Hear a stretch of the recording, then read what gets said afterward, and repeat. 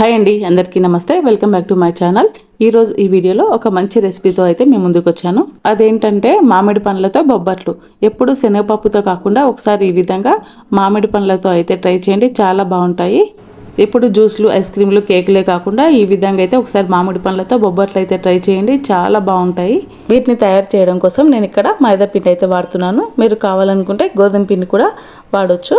ఇక్కడ నేను 2 కప్పుల మైదా పిండి తీసుకున్నాను. అందులో కొద్దిగా చిటికెడు ఉప్పు వేసి 1 స్పూన్ నెయ్యి వేసుకోవాలి. ఇవంతా బాగా కలిసే విధంగా ఒకసారి బాగా కలుపుకొని తర్వాత గోరువెచ్చని నీళ్ళు కొద్దిగా వేసుకుంటూ పిండిని అయితే స్మూత్గా తడుపుకోవాలి.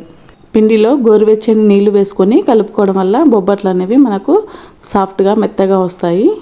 ఈ విధంగా ఇక్కడ చూపిస్తున్నట్టు పిండిని అయితే సాఫ్ట్గా తడుపుకోవాలి. ఇలా తడుపుకున్న తర్వాత దీనిపైన ఒక తడి క్లాత్ని వేసుకొని పక్కన ఉంచుకోవాలి. ఇప్పుడు బొబ్బట్లలోకి పూర్ణం తయారు చేయడం కోసం మామిడి పండుని తీసుకున్నాను. ఈ సైజు మామిడి పండు ఒకటి తీసుకున్నాను. వీటిని చెక్కు తీసుకొని చిన్న చిన్న ముక్కలుగా చేసుకొని మిక్సీ జార్లోకి వేసుకొని ఈ విధంగా మిక్సీ పట్టుకొని పక్కన ఉంచుకోవాలి. అదేవిధంగా 1 కప్పు పచ్చి కొబ్బరి తురుమును తీసుకోవాలి. పచ్చి కొబ్బరిని సన్న ముక్కలుగా కట్ చేసుకొని మిక్సీ పట్టుకొని ఇలా 1 కప్పు వరకు అయితే తీసుకోవాలి.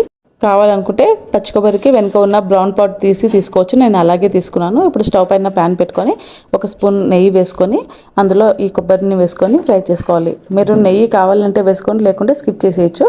కొబ్బరిలో ఆయిల్ ఉంటుంది కదా, అది సరిపోతుంది అనుకుంటే నెయ్యిని స్కిప్ చేయొచ్చు. ఇప్పుడు కొబ్బరిను పొడి అయ్యి మంచి వాసన వచ్చే వరకు ఫ్రై చేసుకోవాలి. ఇక్కడ చూస్తున్నారు కదా, కొబ్బరి కలర్ అనేది చేంజ్ అయింది.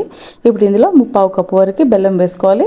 అదేవిధంగా మనం మిక్సీ పట్టుకున్న మామిడి పండు గుజ్జు కూడా వేసుకోవాలి. ఇక్కడ బెల్లాన్ని మీరు స్వీట్ తక్కువగా తిన్నట్టయితే 1/2 కప్పు వరకు వేసుకోండి. స్వీట్ ఎక్కువ తినాలనుకుంటే 1/4 కప్పు అయితే వేసుకోండి. ఈ బెల్లం మొత్తం పూర్తిగా కరిగి ఇది దగ్గరగా అయ్యేవరకు ఉడికించుకోవాలి. ఇలా దగ్గరగా అయిన తర్వాత ఇందులో కొంచెం ఇలాచీ పౌడర్ వేసుకొని ఒకసారి కలిపి స్టవ్ ఆఫ్ చేసేసుకోవాలి. ఆ తర్వాత ఇది పూర్తిగా చల్లారిన తర్వాత ఈ విధంగా మనకు కావాల్సినంత సైజులో ఇలా ఉండలుగా చుట్టుకొని పక్కన ఉంచుకోవాలి. ఇప్పుడు మనం ముందుగా తడిపి పెట్టుకున్నాం కదా మైదా పిండి, దానిని ఒకసారి బాగా కలుపుకొని చిన్న పూరి సైజు కంటే కొద్దిగా ఎక్కువ తీసుకొని ఈ విధంగా తీసుకోవాలి. ఇప్పుడు పూరి ప్రెస్ తీసుకొని అందులో ఈ పిండి ముద్దను అయితే పెట్టి చిన్న పూరి లాగా చేసుకొని అందులో మామిడి పండు పూర్ణాన్ని పెట్టుకొని మొత్తం ఈ విధంగా అయితే క్లోజ్ చేసుకోవాలి. తర్వాత దీనిపైన కొద్దిగా ఆయిల్ అప్లై చేసి కింద ఒకటి ప్లాస్టిక్ షీట్ వేసి దానిపైన పిండి ఉంచి పైన ఇంకొక ప్లాస్టిక్ షీట్ వేసి పూరి ప్రెస్ తోటి స్మూత్గా ఇలా ప్రెస్ చేసుకోవాలి. ఒక్కసారి కాకుండా ఇలా స్మూత్గా ప్రెస్ చేసుకుంటూ ఇలా తెరుస్తూ మూస్తూ ఇలా 2-3 సార్లు మనం ప్రెస్ చేసుకోవాలి. ఇలా అయితే మనకి గట్టిగా ప్రెస్ అవ్వకుండా ఉండి మనకి బొబ్బట్లు అనేవి మంచిగా వస్తాయి. ఇక్కడ చూస్తున్నారు కదా, ఈ విధంగా అయితే వస్తాయి. ఇప్పుడు స్టవ్ పైన పెన్నం పెట్టి అది బాగా వేడెక్కిన తర్వాత మనం చేసుకున్న బొబ్బట్లను అయితే వేసుకొని దీనిపైన లైట్గా నెయ్యిని కానీ నూనెని కానీ లైట్గా అప్లై చేసుకోవాలి. తర్వాత 2 వైపులా కూడా చక్కగా వేయించుకుంటే మనకు బొబ్బట్లు అనేవి రెడీ అయిపోతాయండి.